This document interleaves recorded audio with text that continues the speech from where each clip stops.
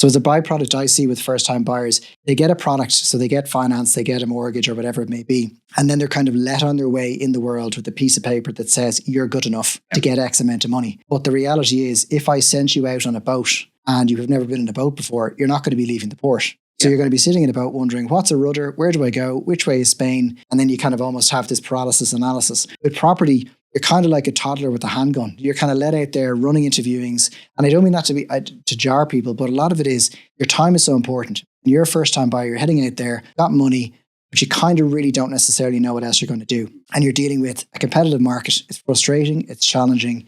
It's also one of those very kind of disillusioning things, because in an ideal world, if you've got 300 grand to spend, 500 grand to spend, you should be able to go to the proverbial property shop and buy something and begin to live your life and then level up as you go along. And at the moment, there's an area of society where that's just not happening because the opportunities aren't there. Welcome back to Platinum Property Podcast. In today's episode, we're joined by Andrew Rattigan of Rattigan Real Estate. Andrew runs a bespoke property buying agency in Dublin. He specialises in high net worth clients, executives and expats. With a sharp, discreet and results-driven approach, he saves his clients over 80 hours a month and up to 8% on property value. A trusted problem solver, Andrew takes the stress out of buying property, handling every detail so his clients can focus on what matters most, living. We really hope you enjoy today's episode.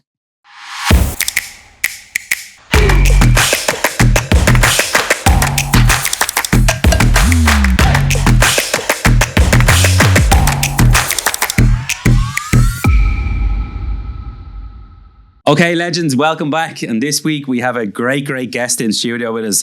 Andrew, thanks a million for coming into the studio. I'm going to give a quick rundown of Andrew and what he does, and then we're going to have a fantastic podcast with plenty of notes. So take as many notes you can down, as you know yourself. Re-listen into this one. And don't forget to connect with us as well. Okay, so what we try and do in this podcast is try and take as much value as we can out of it and give us as much back into our clients and our listeners. So it was a little bit of a rundown of what you do and maybe a little bit of your past life as well. Yeah, no problem at all. So great to be here, first of all. Super setup. So essentially, I started originally in property agency nearly 10 years ago and thoroughly enjoyed it. That's what general estate agency is. But I think what I noticed the most about property was working with people. And I originally studied psychology in college. And I think at play throughout my life, psychology and people always played a role in what I did. So I could have been selling cars. I could have been cleaning in a hospital. The common thread was that kind of problem solving element. And when COVID hit, I noticed an opportunity to set up my own agency with a difference. So I really tried to start off leading with myself, authentically, not trying to take a template of what works for a estate agency. And I noticed there was a real yearning for people to have to be guided through their property journey. So I started off as a generalist, lettings, sales, everything else. But then as we progressed, I began to see a model where buying became far more centric to how I like to do things and the type of people I work with. So as I built it out, I just had more people be referred to me, essentially asking for guidance, giving me a muddle of issues that they might have in their lives, putting it all on the table and then kind of pushing it to me and saying, can you help? And I think in property, a lot of the time people assume it's very transactional. So I tried to do away with the transactional idea and turned it into more of a consultative advisory capacity. And then I just continued to build it. And the more I built it, the more I realized I was leaning into how I do things. I was leaning into how I work with people. 90% of it isn't property. It's usually the people. Yeah. Because everyone has a story. And once you understand that, you can then deliver on the property side. And I've just continued to double down on that basis ever since. Good stuff. So it's a real unique business. I don't see too many of them people specialising in what you do around Dublin. And, for myself as well, when I'm going in to buy a property, especially when you see a group of people that's going in to buy and they really don't have a clue what they're buying. I think what you're doing is you're giving, a specialised person, the comfort of buying and obviously having your trusted advisor beside you, that you can look at a property and say, okay, this is good property and it does meet your needs. How do you feel about first-time buyers when you see them queuing up, heading into properties and looking? What do you feel that they're buying? Like, are they buying completely blank? Do you think any of them are slightly educated at what they're buying? I think that if we look at it very simply from the point of view of supply, we all know the property market is kind of broken and it has been for a long time. You don't have the level of units being built each year. And in the short term, it's very easy to overlook the knock-on effect. But as we keep doing that, type keeps moving on. Kids grow up into adults and those adults need somewhere to live. So as a byproduct I see with first-time buyers, they get a product, so they get finance, they get a mortgage or whatever it may be. And then they're kind of let on their way in the world with a piece of paper that says you're good enough to get X amount of money. But the reality is, if I sent you out on a boat and you have never been in a boat before, you're not going to be leaving the port. So you're going to be sitting in a boat wondering, what's a rudder? Where do I go? Which way is Spain? And then you kind of almost have this paralysis analysis. With property, you're kind of like a toddler with a handgun. You're kind of let out there running into viewings. And I don't mean that to jar people, but a lot of it is your time is so important. When you're a first time buyer, you're heading out there, you've got money, but you kind of really don't necessarily know what else you're going to do. And you're dealing with a competitive market. It's frustrating. It's challenging. It's also one of those very kind of disillusioning things, because in an ideal world, if you've got 300 grand to spend, 500 grand to spend, you should be able to go to the proverbial property shop and buy something and begin to live your life and then level up as you go along. And at the moment, there's an area of society where that's just not happening because the opportunities aren't there. But what happens is people then get desperate. So they then start to think that being busy for the sake of busyness sake is what's going to get the results. So they'll go to viewings for the sake of it. They'll bring loads of people. They might send other people to other viewings. And then they start to interact in a way that if you put it in any other setting, it would be crazy. So it'd be like having a board meeting and someone suddenly jumps on the desk and starts like shouting. Yeah. That's disorder. Yeah. And what happens with property is people try to do the best they can with the knowledge they have. But then if there's 50,000 of them in a certain area, that's going to be nothing but pressure. It's going to be nothing but disappointment. And then also that has a knock-on effect on people's general rhetoric. They don't like agents. They don't like the market. Yeah. Frustrating. And with agents that you see as well, and especially for us, if we're looking in at the property market, and, you know, I have to be careful how I say this as well, because when I'm selling a property, of course I want to see a lot of people, but for someone coming to a viewing to either rent a property or to buy a property, it has to be straight away confusing for them. Because number one, they've probably never bought a property ever before, especially if they're first time buyers. But they're going into a property and there's so many different things that could be wrong, and it could cost an awful lot of money to fix. And then all of a sudden they're looking behind them and they can see that the agent has brought maybe 25 to 30 people queuing outside. So naturally they're thinking straight away, we want to get the biggest. I mean, as all we seem to hear is everything's going through the roof. And, you know, is there a different way we could change the property world where people aren't, you know, 25 to 30 viewings? I seen a viewing the other day by a good agent, but there was like a queue literally going around the corner. You know, is that the right way of doing the property market, or do you feel that there's a different way agents could change that? It's interesting because I had a great conversation with an agent on the weekend. Really great guy, he's been in the business a long time. And he was saying the much more controlled quality style of approach was actually during COVID. You had to send in your approval, viewings were booked. So you could have 5 or 6 people going to a viewing, knew they were approved, they communicated you the same way. They were coming to a viewing, and if they made a bid, that you kind of had a better line of sight. And obviously that was a very quirky, unusual, scary period of time in everyone's lives. It was a real unknown. 1 minute the world was ending, next minute the world was okay, all things considered, and property went up in terms of value. But when you look at what happens with any agent, it's still a very archaic system, because you're relying on one person. You're giving them 10 or 20 sets of keys. They're opening the door to someone's prized possession. And then they're meant to vet people, connect with people, understand where they're coming from, try and get the best buyer profile they can, and then try and get the best bids. So it's kind of at two sides of the same coin, which is you've got an agent who's trying to give someone a good experience, but by virtue of process and the market may not be able to give you the time they'd like to give you. But then it's not going to make any sense if they only open the door for one person, as if it was Cartier or Tiffany's, where they let some like Jay-Z in to buy loads of stuff. I think it probably is a collective thing that there's a kind of a manicness in the property market as well, which is people get up, throw some coffee into them, they're at the front door of property and they're kind of going at it as much as they can. But people tend not to have a system as to how they do things. So one person might go in, take notes and follow up saying, I viewed the property today, I've got 5 questions, whatever else it might be. They might bring the kids, they might bring family members. So the challenge for an agent is when you have 70 people in a house, like I was at a viewing at the weekend, 60 people at it, and 58 of them were wasting their time. And I was sitting outside, I didn't even need to go in and look because I knew what was going to happen. And I think the challenge for people is they do the best they can with what they think works, but they don't really pause and kind of say, well, I'm washing my car with a scouring pad and it's not cleaning it, it's just scraping it. Maybe I should think of doing something different. But we're all a product of our environment. So what's happening now, property's busy, not enough properties to go around. People are doing the best they can with what they've got, and what sometimes works for some people sometimes work, and it'll do not hurt someone else. Yeah, I was talking to a friend of mine the other day, which runs an agency as well, and he was like, Paul, on our CRM system, we've got like 1,027 pre-approved people with no stock. And I think the stock issue is definitely going to cause havoc out there, and that's probably what's causing people to run in. They just want to get their, they know their AIP is going to go out of, it's like a ticking time bomb. We want. But also what we see as well is when someone is going in to buy a property, well, if the property starts at, and we'll go into the bidding platform now in a minute, because I think a lot of agents are changing that way. But if someone's going in to buy a property, if the property, if a realistic price in the property is 450,000, and this bidding war starts, which is very, very frustrating for anyone buying, and can really, really push them to try and grab money here, and here. Well, if the price goes up to just under 500, they're scrambling trying to make up the difference.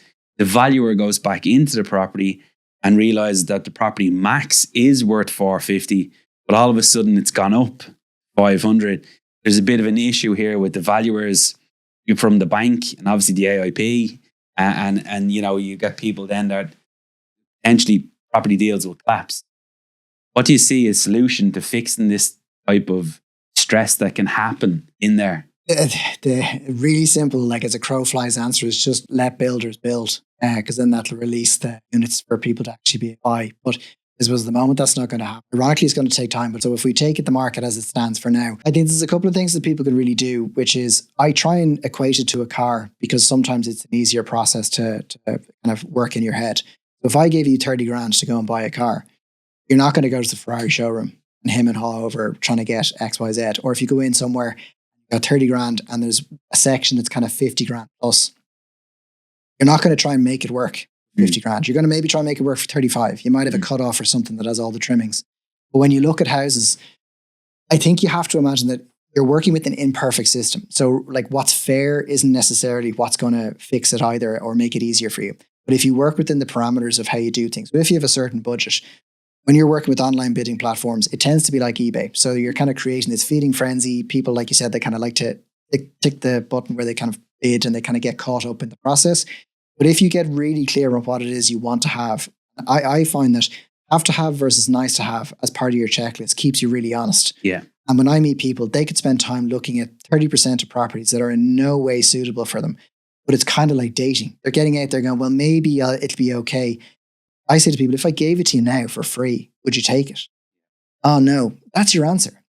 So you could have people that are bidding on stuff that doesn't matter or feeling like they're missing out on a property. But if my budget was, say, 450 grand, if you're not super clear on your parameters of what you want, you have to be willing to be clear on what you want. And if something goes beyond for whatever reason, step away and keep looking. I think a lot of people spend a lot of energy and time kind of mourning this loss, and they kind of tired themselves twice rather than kind of going, look, the market's a mess. I've seen the same people at all these viewings. Here's someone whose mum and dad have given them 50 grand. More power to them if they're going to do it, but I'm not going to waste time. I'm going to keep looking and get back at it. So fixing it can't really, but what happens is you have people who don't know what they're doing a lot of the time. They do the best they can with that. And again, if they're after being, for all of us that have, I do a lot of heavily investing in the buy-to-let space. So I know the pressures of getting a mortgage, and it's really, really difficult to get over the line. Things have changed an awful lot. Usually, yeah. Blood sample and a list of your fears. Yeah, exactly. So they're probably feeling all them stresses. And then when they go to buy the property, they're just like, I'll throw everything in there. So a lot of agents now are heading on to the online bidding platform. Now, is it taken from an agent? Isn't it taken? Is the personal touch gone? Is people bidding when they maybe shouldn't be, bidding? Is stuff checked correctly? I don't know. Of course, it's great if you're selling a property, but for the person that's buying a property, the trends that I see, because you can log in and you can look at bids on certain platforms and agents that are doing it, sort of hits Friday. Not too much happens. There might be a bid of 400 on the property. Sort of Friday afternoon goes up a little bit. Friday night, a couple more clicks. Saturday night, sitting on the sofa, they're starting to talk about how life would look if they owned the property. Another couple of clicks come in. Then all of a sudden it hits Sunday night. The love zone kicks in. and these bids start to come in again. And especially if there's a deadline put in the way of that bid. So if they know that property's coming to an end on Sunday night at 8 o'clock, all of a sudden you see this big avalanche of bids coming in, and they're not going up by 1,000. This is where you're seeing properties going from all of the 400 mark to 500, which is a big gap, it's 20% up. What's your opinion on the bidding platforms with an agency? Do you think it's a good idea? Do you think it's a bad idea? Do you think not all agents are using it, but I think definitely some of them using it? The best way to describe it to you is that it's kind of a problem of its own making, because two things I look at property. Property is very, very unique, very personal. So as an agent, you may never meet me until you need to sell a property. And then I'm suddenly in your personal space. And there's a reason why I'm saying this. So you're letting me into your personal zone, which is, I see how you live. I see how messy you are. You may look the part when you're out in a boardroom, but you mightn't live the same way. And that's okay. Everyone's different. But what happens then when you bring in a bidding platform is, in the short term, you're making an agent's life a little bit easier, because someone has to go onto a portal. They have to register, show their proof of funds, and then they click the button. And then the figures come in, and an agent can have a good system to log it. Yeah. That's the first thing. So we have to acknowledge the advantages of tech. And that allows people to have that eBay mentality where they can check into it, log on, they can see the most up-to-date bid. If nothing's happened, they can touch base, whatever it may be. And let's look at the interpersonal piece, which is an agent who can guide you based on what people are doing. Because I say, like, sales in Ireland, as you well know, nothing is binding. It's a glorified handshake. Yep. And what happens when you're working with people is, just because I give you more money doesn't mean I'm a better buyer, doesn't mean I'm going to produce the goods, and it doesn't stop me from bidding on 14 other properties at the exact same time. Yeah, absolutely. So what happens with an agent is, it's not a judgmental thing, but it's a human condition, that if I meet an agent at a house and I see an agent is tired, fed up, annoyed, maybe there's a way to have a conversation where I make him feel a little bit better. Listen, thanks a minute for your time. Really appreciate you opening the door. That's rapport. Yeah. Then when it comes to bidding, an agent will then have a line of sight. If I sent an email in and I ring you and I say, hi, Paul, thanks a minute for showing me 123 Main Street. Look, I told you before I'm fully approved, but email's there and I'm going to put in a bid of 450, keep me posted. You then have a kind of a thing of, right, I met Andrew, good rapport, good communicator, told me where he's at, and he put his money where his mouth is. There's some element of standing by them. And in property, the sales agent is the only person who sees everybody. Yeah. People forget this, because I've had it where a seller would say to me, I know your man's doing such and such. And I'm like, his granny died. And I know that because he rang me in tears saying he's sorry for not sending on such and such. Yeah. So when you think of the bidding platform, tech, yeah, quick, yeah, looks cool, yeah, but you've no context and you don't understand who's bidding and what's really behind it. And I think for an agent, you've got someone who's very busy. It's a very logistical game where you've got keys, you've got to drive. It's like live theatre. You're opening the front door to houses that you don't live in, and you're dealing with all that live theatre feel to it. And then you're meant to somehow figure out what the bidding is on one side. Yeah. So when it comes to online platforms, it's a delicate dance because it's 24 hours. You can log a bid at your own leisure. The difficulty for an agent is you can't set your watch by who you've spoken with. So if you sit down with the seller and you kind of go, look, someone has come out of nowhere and they've made 3 bids of 15 grand a pop. I couldn't, if they were in a lineup, I couldn't tell you who they were. As in, like, I have no idea where they were coming from, kind of thing. As opposed to, there's someone, they told me they were going to come, they were early, they sent me an email to say thanks, and they came to a follow-up viewing and they bid accordingly. So it'll suit some people and it won't suit others. But the thing I think that agents are going to be challenged on is their skill set, which is that buyer profile and being that communicator amongst everything. Which is really, really important, because if we're selling, the very first question I will ask is, and we'd use, say, Sherry Fitz or whatever. The very first thing I will ask is, well, we've got you a fantastic number. Great, that's their job. They've done a fantastic job. But I'm asking straight away, tell me about them buyers.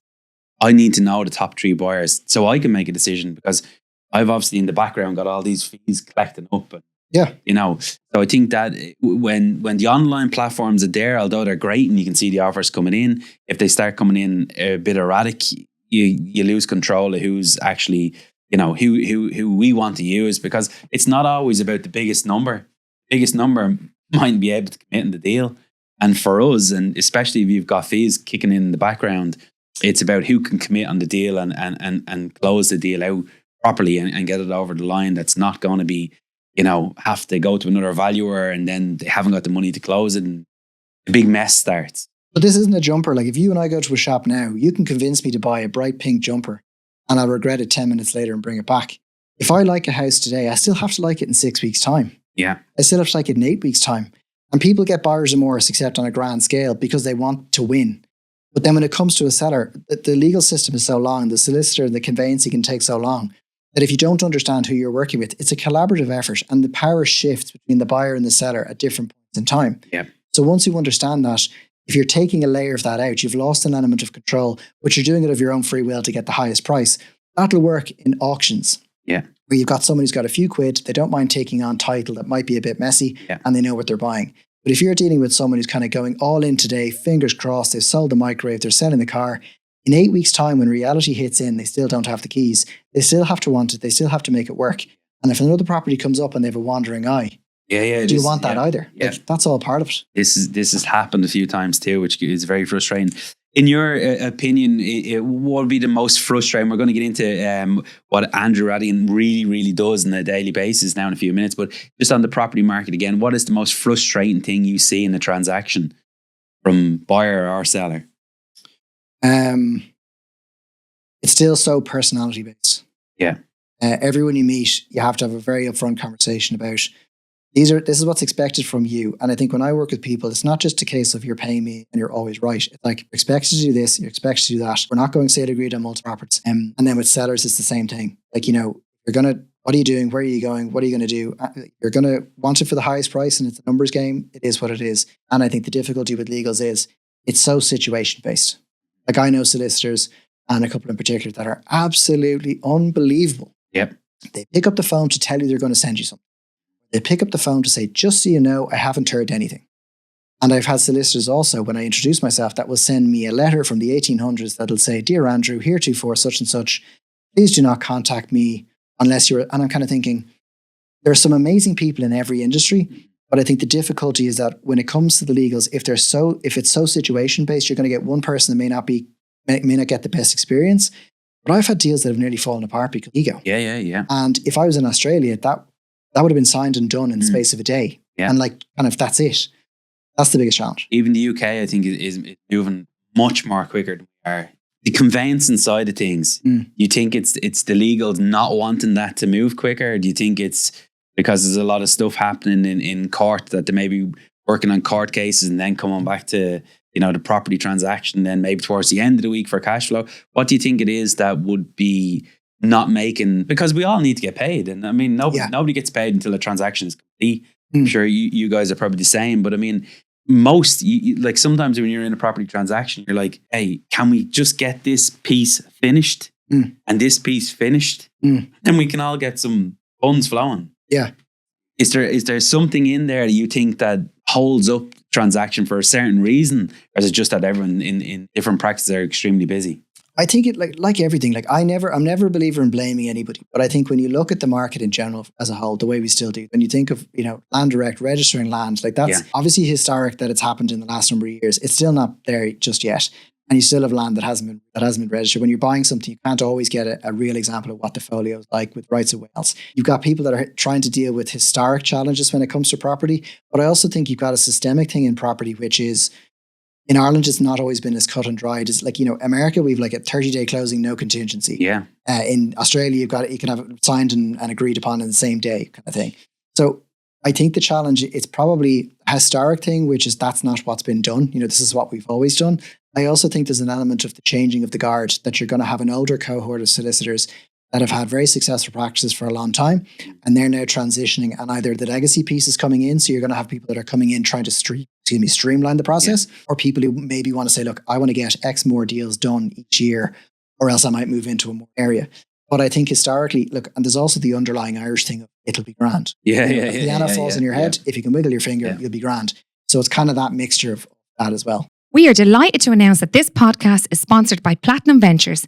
Platinum Ventures, we buy houses fast. Hi Dublin homeowners, are you struggling to sell your property fast in the open market? Or maybe that deal has collapsed? Okay, if you're facing this type of a problem, we have the perfect solution for you.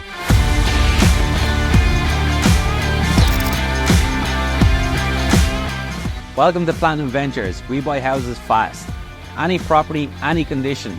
We close out them deals within 28 days. Cut out the stress of having endless viewings and having to pump money into property only to sell it. We are not estate agents, and therefore you will pay zero agent fees.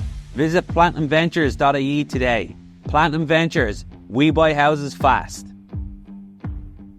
What few tips would you give to say, again, I know you deal like not really with first time buyers all the time, but like, when we were going to get into now in a few minutes, but if you're just with the experience you have in the field of property, what would be your like 2 or 3 good tips you would give to a young couple going out to look at a property in the morning? So I think, and it's the most invaluable but unsexy thing I do, which is I give people a checklist. And a checklist. And what I actually do is, let's say if it's you and your partner, you sit here on the couch and I'll sit here, glass of wine, cup of coffee, whatever. And I want you to fill out the checklist on your own and I'll fill mine out. Okay. And let's talk about the stuff. Because people probably don't realize that we all have unspoken resentments. Like, let's say I hate mushrooms and my mother-in-law insists on putting mushrooms into everything. Even like I love her to bits, but she could hide it in soup. Yeah. And then if I liked it, she'd tell me afterwards there was mushrooms hidden. Right. So if I had a chance and I was sitting on a couch and talking about food, I could say, you know what, I don't like mushrooms. And you might say, I thought you always, and I was always putting them in. So with houses, it could be that you might say, I've always wanted a room to do a podcast in. I've always wanted a room to play music in. Or, you know what, I really want a garden. And it could be that thing, but you never said that. Yeah. So when it comes to a checklist, you haven't spent any money when you get a checklist. But what you're doing is you're having that conversation with someone where you get to essentially have a constructive conversation about what it is you think you want, what it is they think they want, and then figuring out how that aligns with the market. So first and foremost, your checklist is what keeps you honest. Yeah. Because it then means that I then give people like a very simple structure as to how they're then going to view property.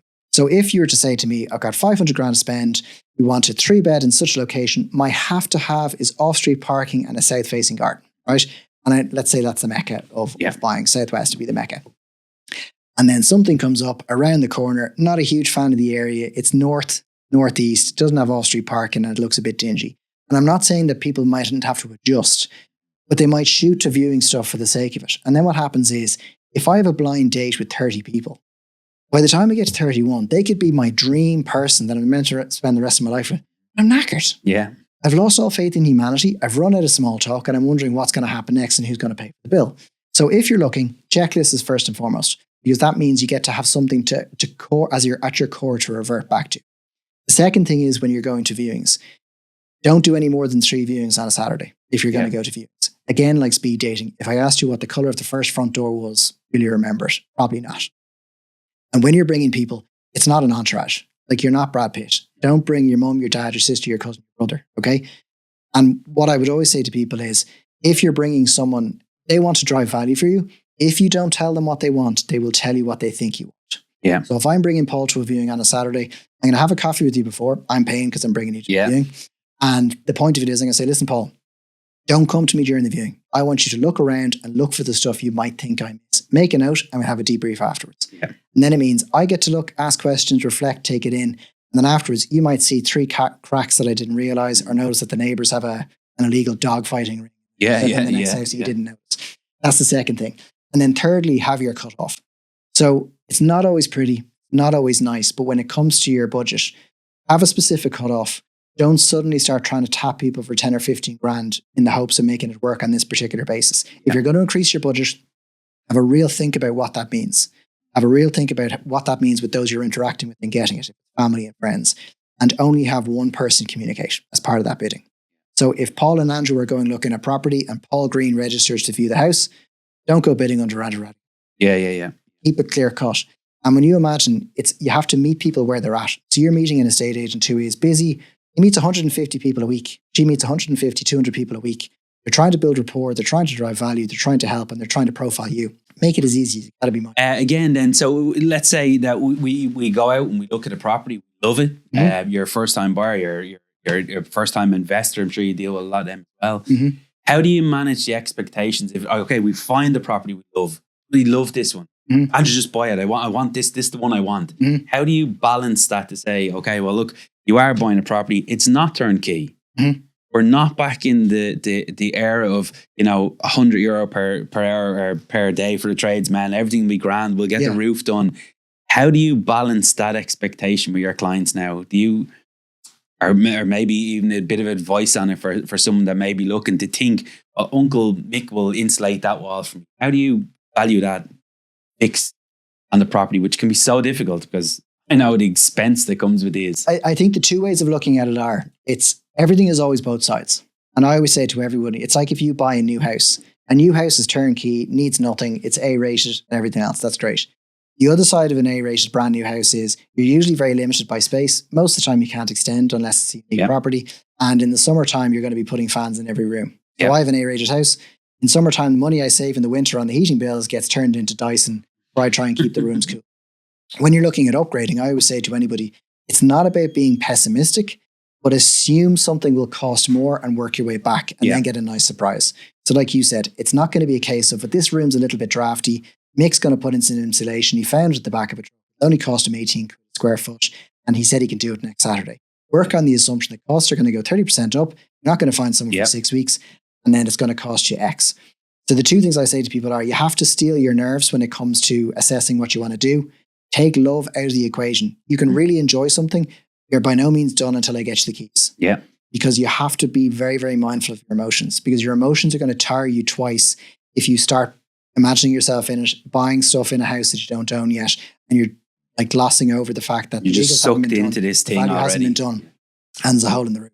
So I always say to anyone, pessimism gets a bad rap, but controlled pessimism works well when you're actually thinking. Because if you imagine it's going to cost you X and it costs you less, that's far better than thinking it's only going to cost you a small amount and then you overshoot it by a large amount. Good point, because I see a good few people. I know there's a company going around now doing energy assessments. So you buy a property, it's run down. We want to get this thing to an A. Okay, well, fucking Jesus, that's 180,000 on that sheet. Yeah, but it's an A-rated property now. And like 180,000 if you just bought this thing. I don't know about yourself, but I mean, even to save 10 or 15,000, it's a lot of money. Huge. So to invest this thing in after you've bought it, could cripple you. So I think there needs to be some work done on the construction side of things, especially when you're buying a property, to understand that, okay, this rewire is 15,000. It's not, you can't put it on a credit card. It's going to cost you deeply. And I'd say I'd imagine for your clients, you're spreading all this stuff out and you're showing them exactly. You have to. I think it's also like one of the things we forget in Ireland and nowadays is we live in a very throwaway society. So if my phone breaks on the ground, I can go to a local phone place, just buy a new one. Yeah. And I think property, there's two magic things about properties, that if I take all my stuff off my home, I take my pictures off the wall, my home becomes a house. It's just a house. When I put my stuff back up, it's a home. So when I move somewhere, I'm going to turn it into a home. And when people are buying something, I often think they have to look at it from a contextual perspective, which is, it's not room to improve. Damn you, Dermot Bannon. It's not going to be a case that you buy it where in 40 minutes you're going to have it absolutely overhauled. It's going to look beautiful and you have a few quid left to go to the Caribbean. Yeah. Getting the property is the first thing. Getting it livable is the second thing. But also people generally don't want to invest in the not so sexy stuff that people don't see at a dinner party. So especially I see it with period houses. You'll have someone that'll say, I can do X, Y, Z. I've got a budget of whatever. And I'm going, that's going to change the insulation from horsehair to more modern finish. Yeah. That's going to do your electrics and it's going to do your damp. I say, but what about the coving and the this and the that? I'm like, that's dinner party talk. This is the stuff that's going to get you through the next 10 winters. But when people are looking, a lot of it is getting people centered back to the house is first, get it livable, and you can grow into a house. If I gave you a house right now and it needed nothing, you get a wandering eye quite quickly because it doesn't have your story in it. It doesn't have your soul in it. And it doesn't have how you've grown into a house. And I say to people when they move to a house, live in it now, as long as it's livable. Yeah. Live in it. If you decide you hate the front room and you want to turn that into a kitchen, you'll only know because you had your coffee there at 7 a.m. Whereas in theory, you saw something on Pinterest that looked really good, but that's not you. So I think it's aligning budgets with expectations, but also realizing that, like having a classic car, it's always changing. And have fun with it. Absolutely. That's what it's about. Property is, for me, I absolutely love the thing. So, I mean, playing with it and changing it again. We always have this fight with our team to say, I would say, well, we're going to turnkey this property like this. And we'd be in the boardroom fighting over, well, that's what you want. We should give a blank canvas. Like, no, let's do it the way we want it. We're like, well, no, blank canvas, let them do what they want with it. Yeah. With Pinterest and having a bit of fun with it. All right, great stuff. What I'm trying to think about here now, and it always comes up in the training company, and before we get into Radigan Real Estate, really deeply of what you actually do, you probably get this, and it's probably on the top of your mind, especially, I always use the assumption that we're in a market at the moment, and if we take a balloon and we blow the balloon we're always gauging, especially before you sign a check for an investment, buying your first buy-to-let, your first family home, of blowing the balloon out. And we know naturally if we keep blowing that balloon, boom, it'll burst. Mm-hmm. Where do you think we are with that balloon, your level of expertise? Do you think we're out here with the balloon? Do you think there's plenty more blown to go into the balloon? Or do you think, is there talk even of a crash coming? Or it's always on the agenda here. Everyone always says, yeah, well, property is great, but you remember the old bad crash there that happened in 2008? What's your thoughts on that? And we'd have a debate about it. Do you feel that we're near anything? Do you think we're a million miles away from it? What's your thoughts? I think two things is, first thing, the Irish love a good failure story. So like we kind of keep remembering the past. It's like, do you remember when? Like things are going well, but do you remember when? And there's people's lives that are ruined by it. And I absolutely know that there's people that are obviously, they've built themselves back up again. And that's part of life. There's a cycle to property and development and everything else and the way the market goes. No one has a crystal ball. I think all you can go off is what's happening at the moment. We don't have supply. This crisis or this boom, for whatever word you want to use, is not driven by credit. It's not driven by companies that are getting, or people that are getting crazy amounts of money to be able to leverage and then buy stuff willy-nilly. Like in the old days, you could have a plumber that was in the pub and they wrote a business plan on the back of a mat, and then for all intents and purposes, they got 20 million and they were a developer overnight. Now it's been driven by lack of supply. You've got a very international market. Like we have people that are making Ireland their home. And I think one of the things when you look at Ireland is we're not localized anymore. So the old way of looking at things in Ireland was, if you're on the island of Ireland, you were able to have an opportunity to bid, buy and live in this country of ours. But now, which is a positive spin on the way things are as well, is people are seeing Ireland as a phenomenal opportunity from a lifestyle perspective. And we overlook that because there's a lot of things happening in the world. And this country of ours actually punches above its weight when the weather's somewhat decent. Yeah. Okay. But when I'm looking at the unknown, I'm looking at, like, at the moment, units, like, I mean, you see Cairn and Glenveigh, like they're trying to build as much as they can. You've got a lot of developers who want to get stuff done. I know a lot of developers that have sites that are sitting in courts and they're kind of losing faith because they want to get on with it. They're excited to build lives for people, because a lot of what drives these builders and developers is the story of giving someone a home. People like to think that it's just, finding a field, turning it over, adding 11 zeros and waiting for the public to come. Yeah. But there's a tremendous amount of risk in it. And when you think of the market as it stands, it's continuing to move along because, like, as best it can with what it's got, because there is nothing else to do. So when you think of lenders, you'll have people that may have over leveraged or may have refinanced in certain ways. That's going to have a different knock-on effect from personal circumstances as opposed to the general public. But I think from a supply perspective, it's not showing any signs of changing. I know last week I was at this podcast, potential to put a modular room in your back garden, you do something highly doubtful. In the grand scheme of the things. level of thinking that goes into that. Yeah. But at the moment, no one has a crystal ball. And I also think one of the things to remember is, if I was to say to you now and you're a first-time buyer, listen, Paul, the market's a bit wishy-washy. You don't know what's going to happen. It's growing quite a bit. Would you do the rest of us a favor and hold off on living your dream in case this happens? That's not going to happen, because I'm living my life, you're living your life, and people are going to say, well, I'm going to do the best I can with what I've got right now. But the exercise I work with people is, when you're buying something, I always work people through the exercise. If the market fell off a cliff tomorrow, what does that mean for you?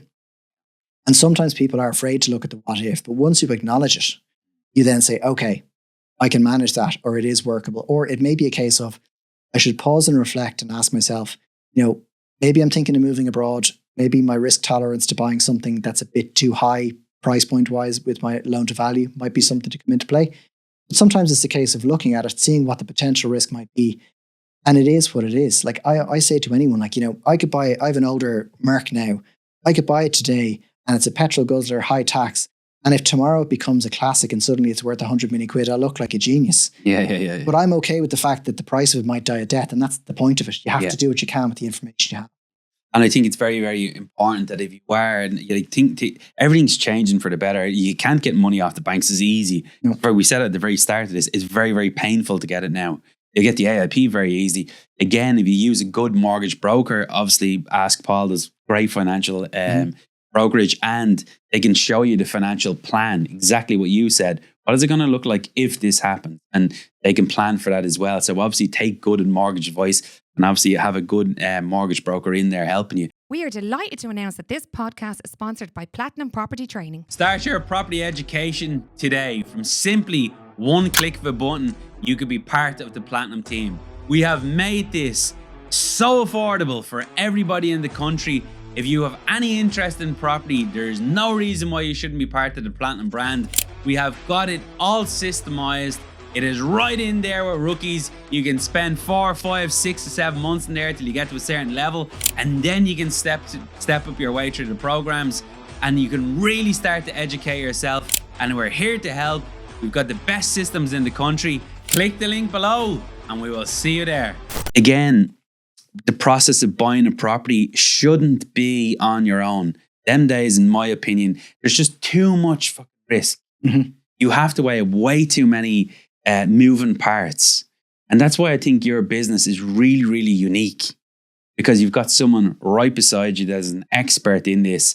You're not going to be forced to overpay. You're going to be taken back out of this big vacuum of madness happening. And you can sit down and understand exactly what you're buying, try and take in all of the risk that's in there and make a collective, not pushy decision. What is it exactly you do in your business? I think it's a fantastic business, and I think I appreciate that.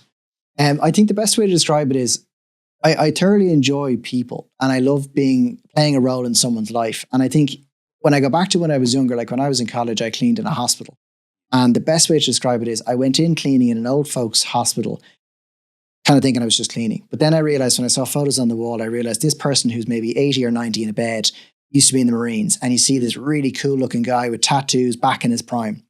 And I remember at the time thinking, I'm playing a small role in this person's life. And as I got to know them, I kind of just got to be a part of their lives in a way where, you know, you might bring them in a box of chocolates, or they might be able to tell you a story that they don't have anyone to share their story with. So I suppose at the core of what I do is really listening to what it is people think they want, and taking that consultative approach of, instead of it being, okay, you've got X amount to spend, I'm going to take it and shove you or shoehorn you into something that kind of fits the bill, and then hope you lose my phone number and don't call me again, and let's hope for the best. Yeah. You know, that kind of, and then rebrand as something else, right? I look at it that, especially with property, when someone sits in front of me, I view myself as a mechanic or a doctor. That you're telling me X, Y, Z, and you may want something different. And I think it does people a disservice to say, okay, well, you're telling me A, B, C, but everything I'm hearing is E, F, G. None of this aligns with what you're actually telling me. And sometimes I talk people out of doing things. And like I had people who have had companies acquired, they've made loads of money, and they come to me with money to spend. And I'm pretty much outside of their family, I'm kind of the only one that cares. Yeah. And I would have someone I kind of say, look, give it a big life event. Spend 250 grand and buy something stupid. Buy a watch, buy a car, buy an experience. And in a year, you still hate your house or you still want to make a change, let's talk. And that kind of summarizes when we work with people. People come to us, they're usually very busy, very time poor. They're usually jaded by the market because they're looking for something specific. And they're doing it, they're slotting it in as part of their busy lives. So if you've got someone who's a CEO or a business owner or an executive or whatever it may be, they kind of slot in a viewing or a quick glance of After My Home when they can. But you're imagining that they're taking into account everyday life. So if I'm busy and I'm tired or I'm in a bad mood, I mightn't look the way I should be. If I see something that comes up and kind of fits the bill, maybe I'll go and look at it because I haven't looked at stuff in a couple of weeks. But if I was an assassin and I've got someone that I've got to hit, I'm not going to go, I'm going to go for everyone. It's like, wait, bide your time, focus, and refocus on what your goals are. So when people come to me, a lot of the time they're quite skeptical because, you know, property market, everything's on Daft and everything's on My Home. Yeah. And I know a fella who knows a fella and they're thinking of doing this and what is it you can do? But I think it's that advisory piece, which is someone comes to me with a muddled idea of what and I say to every single person I know, it's what they think they want. And it's not what they actually need. So what I do is I say, okay, you're telling me these things. This is what's happening now. And this is what's on the market, or what the potential is. And it could be an example of, let's say I had someone who was downsizing and they were buying a big house. And as an agent, you're kind of thinking, oh, the more they spend, the more my fee is and X, Y, Z. But the way I structure things, it's a case of, okay, you're telling me you want a big house. Tell me about your life. Well, we've got 3 grown kids and we do X, Y, Z. I'm like, okay, back to the 3 grown kids. Where are they? Oh, one's in such and such, the other ones, and they're all abroad. And basically after 45 minutes, I realized that these 2 people need a 2-bedroom apartment so they can enjoy visiting the rest of their family, as opposed to building a museum that they hope someone's going to visit next year. Yeah. And they haven't come in a decade.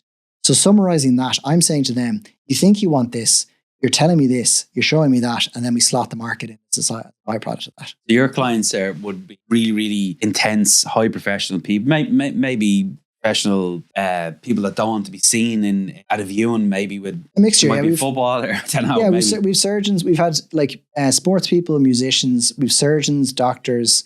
You get some lawyers and stuff as well, but a lot of it is that you've got people that, two things. If someone's famous or someone is high powered, they're used to telling them yes. Yeah. And I think we said in our preamble to this that I can see people for who they are. And what I thoroughly enjoy is I can acknowledge your success, but I still know we're all flawed. So I don't get taken in by a watch, a car, or a title. Sometimes people just need someone to look them in the eye and really from a place of kindness kind of go, you okay? What's on your mind? What are you thinking? So when we meet people, they have a lot going on. And what we want to do is give them a space to throw it all on the table. Two things. It doesn't go anywhere because I don't share my business. Yeah. And secondly, it means that I can give an objective view without having an ego in it. So if you have a family member that says, you should buy the house up the street, it's lovely. No, I'm not going to buy that. They get their nose out of joint. I'm saying, Paul, you're telling me this. These are all the moving parts. This is what I see at the moment. If you want to pick up what I'm putting down, great. If you don't, happy days. And when you then agree the parameters of what they want, we then do everything. So they're building a business, they're building a career, they're traveling for work, whatever they're doing, we're doing everything. The last week we viewed 11 properties for a client while they were still working. And at the end of the week, they got 11 properties with a full overview of 6 videos and a one sheet as to why they shouldn't buy any of them. Okay. Which obviously would start, I can only assume, and again, I'm only assuming that if my wife got involved here, maybe I wanted something, she wanted something, you give back the review, we're like, Andrew's mad, like, why are we listening to this, man? How do you deal with them expectations of, people in really busy lives? They have to put a lot of trust into you, obviously. Completely, but you have to call it out. I think the reason why I do what I do is, if I meet you and your wife, I'm profiling both of you. What I'm doing is I'm listening to when she says, let's say she wants to go on holidays and you squirm. Yeah. Instead of glossing over it and hoping that we don't talk about it again, I kind of go, I know you seem a bit uncomfortable. What's going on? What happens is you get people aligned and you have to give people space. So I could have clients where one of them is very matter of fact. They kind of say, look, I want to spend X, just get on with it. And the other one could be relatively emotional, whatever it may be, or might feel disillusioned by the market. I lead with giving people the opportunity to say, look, everything we say here is between us. But I'm going to do a deep dive on things that you're not telling me about. And I've had people and it's like when people are selling, you'll come across it, where at the last hurdle you realize there's a divorce. There's an issue with finances, whatever it may be, that they thought if they didn't say it, nothing's going to happen. So I basically front load all of that. And I'm saying, look, we're going to share everything right now. It goes nowhere. And then that helps me make a better decision, but communicate the right way. Because I will sometimes send people things they will hate so they can both agree that they hate it. Yeah. If you both agree you hate mushrooms, then at least you're both aligned, as opposed to, well, you never told me this and you never told me that. But I do it with a purpose. So then when we find the one that matters, they both agree and they kind of understand it. So again, you now find them something. So I've instructed you to find me a property in Foxrock at this level for 1.2 million. Yeah. This is what I want. I want the garden like this. I want the back. I want a small refurb maybe of 200 grand or 300 grand to take place. You come back with a list of properties. You've gone to the market. You're putting in a massive amount of legwork. You're obviously taking in a massive amount of what they want. You're going nearly shopping for them, bringing them back on the list. What happens at that point? You bring back 5 units. Do you then take them to that viewing, to that property? No, we do all the assessment for a property first. So a big part of it is we have people that go out and do viewings, and I do it as well because I think it's important to build that rapport with agents as well. Yeah. Is that we do a weekly review of properties. We say, even if it's to include why they shouldn't look at it, we're noticing it so they know we haven't missed anything. Okay. And then we might say, okay, there's 5 properties. We've already booked 3 viewings and this agent's given me the keys to this one so I can actually bring you through tonight if you happen to be around. Private on their own. Yeah. But what we tend to do is we'll do the viewing, we'll do the vetting, and we do the unsexy video of this is what it actually looks like. This is what that sweeping statement is in reality. And I really encourage anyone, don't be afraid to say no. So I say to people, a no is just as good as a yes. So if I'm looking through 8 properties with them and we've viewed 4, tell me, no, you don't like the look of such and such, grand. It's off the list, but we've seen it for you. You haven't had to take time out of your day to not see the kids or not have lunch with the other half or not go to a board meeting. We've done it for you. Because I imagine like really busy people, their time is precious. They only have a certain amount of time to get this particular big thing done. They're putting the trust in you to eliminate all of the bullshit that they don't want to see, hoping that the lump of gold is going to jump but out. it's like a surgeon. Like if I think of how an operating room is together, I have a rough idea of a Hames of how you clean this and what you do that. But you get someone who's a surgeon, they'd be horrified by the setup. Yeah. So what I do, it's like, you stick to what you do. Yeah. I do this every day of the week. Let me do what that needs. I report back and I save you the time and the energy. And it means that you're not going through the hassle of trying to learn. Because it's like I was saying with accounts. I don't want to learn accounts. I'd rather give it to someone who does it really well, comes back to me and explains it like I'm a Labrador. Keep it simple. Oh yeah, good stuff. Good. So you now, let's assume that you've done a smashing job. You found me that property, Foxrock. What actually happens then, from your point of view? Do you get involved with then starting to bring it to legals? Do you look after that side of things? Do they take over themselves then?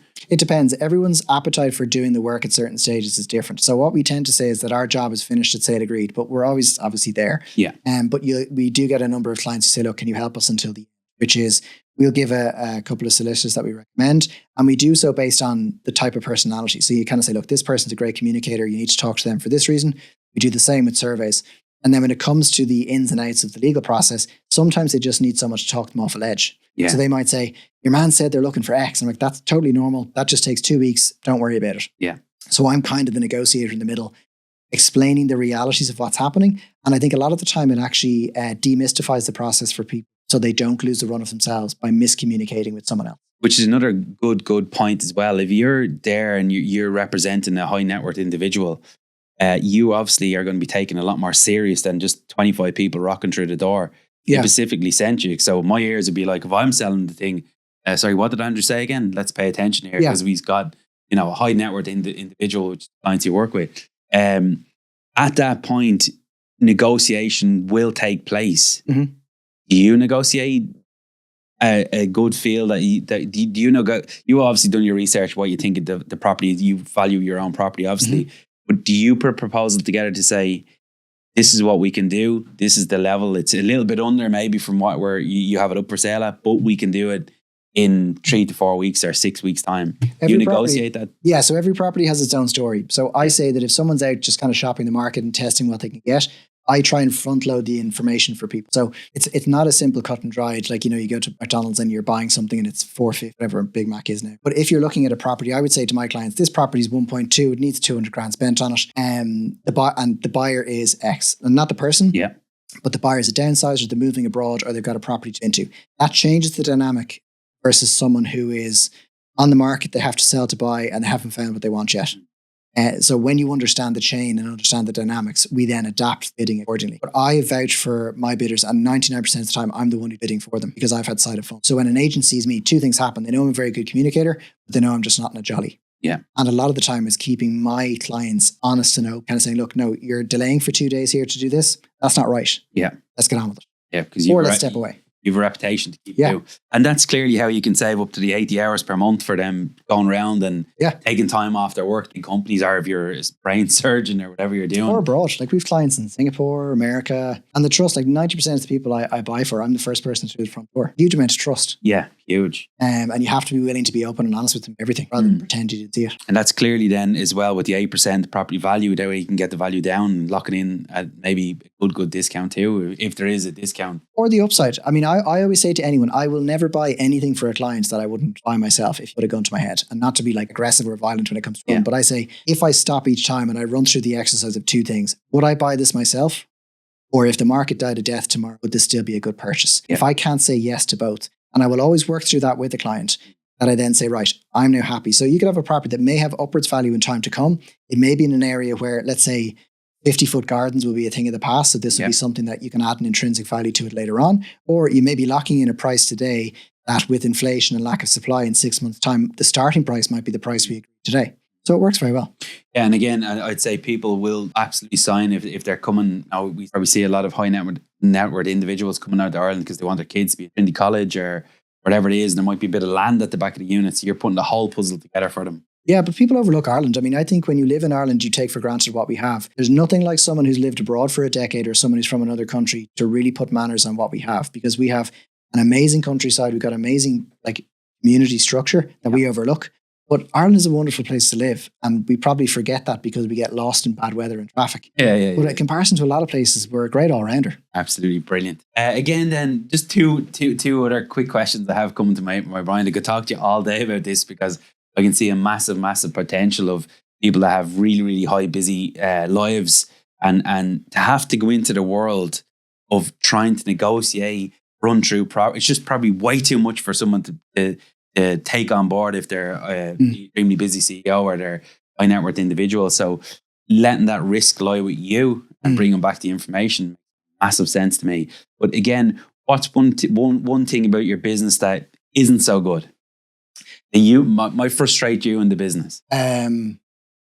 Probably the logistics is what I do. I suppose I'm the secret sauce in my business, virtue of my natural way of dealing with people. And not that I'm slow to trust other people. We have people that we work with that are amazing, but equally their skill sets are mine. So I think the challenge in property is not wanting to dilute the value I drive for the sake of growth. So that's why as I've niched down, it's been a case of, right, well, I'm going to charge a certain amount for a certain cohort of people. And if they get it, they get it. If they don't, they don't. Rather than, okay, I'm going to try and please everyone and then try and spread myself too thin. Yeah. And then drop the ball for the wrong reasons. Brilliant. And then maybe one of the things that you love about the business. I've had someone who said to me that they probably at the time, they couldn't verbalize as much. They basically said that I had such a profound effect on their life that they'd never forget it. And I think that still brings a lump to my throat when I think of something that was inherently natural to me. But I understood that, see, I suppose like I'm good in a crisis. So when someone comes to me with the problem, you're never going to get the head tilt and overwhelm. I'm the best person, not that I want to say I move a dead body, but if something happens, I'm the best guy to deal with because I will be clear, calm, in control. And I think I overlook that as a skill set. So when people come to me and they're a mess, or they have a real challenge that they feel they can't overcome, I can deconstruct it, I can deliver it, but I do it in a way where I don't dangle it over their heads. And then the job gets done at the end. I was referred to as like Mr. Wolf in Pulp Fiction, where I kind of just get back in the car and head off. And not that I've helped anyone facilitate a murder, but I just do the job, I do it well, and I leave them at it. And I think I probably overlook that role in people's eyes, but a lot of people seem to like it. Lovely stuff. Well, listen, it's been an absolute pleasure having you in. I know we're going to do a couple more. Congratulations as well. You reached a big milestone in your marriage as well, 11 years married. Yeah, I broke the 10 years. Yeah, I'm just hoping to make it to 11 and a half now. Well done. Any last final thoughts? No, thanks a million for having me. I really appreciate it. I think it's a super location. I love your attitude and your drive and love these conversations. You're an absolute wealth of knowledge. You had me, not many people put me on the spot, but today I think the communication was brilliant. You're definitely a great communicator. And I think your business is going to go through the roof and it's doing really, really well at the moment. Where can people grab you if they want to meet you or if they want to, I'm not going to say grab a coffee because there's no way they should be trying to grab a coffee with you, but if someone wants to reach out with you and maybe feels that's perfect for them, I don't think anyone, I don't know why in the name of God, when I see people pass through a property and have no level of education whatsoever are buying that thing, they need to have some level of education. If someone just wants to pick your brain, is it just only high net worth individuals you work with, or is there any? I'm a big believer in paying it forward. So the two ways I'd say it, first and foremost, I love to connect with anybody. So if someone wants to connect on LinkedIn, Brilliant. Or they want to go onto ore.ie, that's the website. But like I said, I created a free course for people on YouTube. And the idea is that it's someone who may never meet me. And if there's two pieces of it that change their lives, great. And that's something that if someone has a question, I'm always happy to guide. And I'm a connector by heart. So someone might send me a message and say they're lost in this part. I can deconstruct and send them on their way, restoring their faith in humanity. Happy days. Brilliant stuff. Well, with your, if you're okay with it, we wouldn't mind sending that out as a gift to people that are listening, maybe through our DMs or direct mail to, I can get Ozzy and the team to put it out. And it's an absolute piece of value for people going in looking at properties. We also have a newsletter as well, by the way. Every 2 weeks it goes out. So hopefully that'll help. I'll shut the front door. Oh yeah, sorry. We never talked about that. Yeah, there you go. No, you're fine. Absolutely. Yeah, I seen it. How did, 2 more minutes and I'm going to let you go. Yeah, you're all right. How did Shut the Front Door come into this, in your podcast? I think when I look at it, I originally did a newsletter where I was trying to be like the independent every single Friday. And I was throwing as much value as I could for people, but it was quite overwhelming because I was putting in gifts, I was putting in articles on property and then trying to cover a topic. And then I just thought, I'm going to keep it super simple. So I'm going to use my personality, which is humor, and then the expertise piece. And I said, with Shut the Front Door, it's kind of a bit of humor, like shutting so-and-so up. And I said, right, I'm going to do a podcast that's 10 minutes. And if it's not me, it's going to be me with someone else discussing one topic. So I call it my one thing. Yeah. And it's only one thing. I set the timer for 10 minutes and whatever we discuss gets put in the newsletter. So it might only be a small paragraph and then a video at the end. But the idea is to make it short, readable, and actionable for we're busy. So you don't need War and Peace in your inbox every day. So I just keep it super simple. And if people want topics covered as well, they can send me an email, a list as well for. That's brilliant. What we're going to do is we'll send it out to everyone on our mailing list as well, so they amazing. can grab it. And just to compliment you that as well, as I said to you earlier on, I've probably read about 4 or 5 books in my whole lifetime. I read your LinkedIn. They're so digestible. They're very, very clear to understand. They're really, really easy, and they're full of content. So hats off to you on writing posts. The posts are lovely to read. I appreciate that. Yeah, It means a lot. I think Means a you're lot. doing a fantastic job in it. So again, people can grab you on LinkedIn. Yep. The website again? ORE.ie. So or for rat, or for real, E for elephant. Real estate. And then you've got the newsletter every 2 weeks. They exactly. can grab that on. They can get that on LinkedIn, or if they want to email us, we'll send down the link to subscribe. Lovely stuff. Andrew, it's been a pleasure. Thanks a million for Pleasure filling in the boots today. And hopefully this is the start of probably a lot more of you showing into the HQ. Be delighted. Thanks so much for having me. Thank you very much. Take care. Thanks a million for listening in to this podcast. This has absolutely been brilliant for myself. I've taken a lot of notes myself out of it. And for Andrew Radigan, thanks a million for showing in today. And we'll see you at the next one. And a brief thank you to today's sponsors of our podcast, Platinum Property Training and Platinum Ventures. Thank you very much for listening in.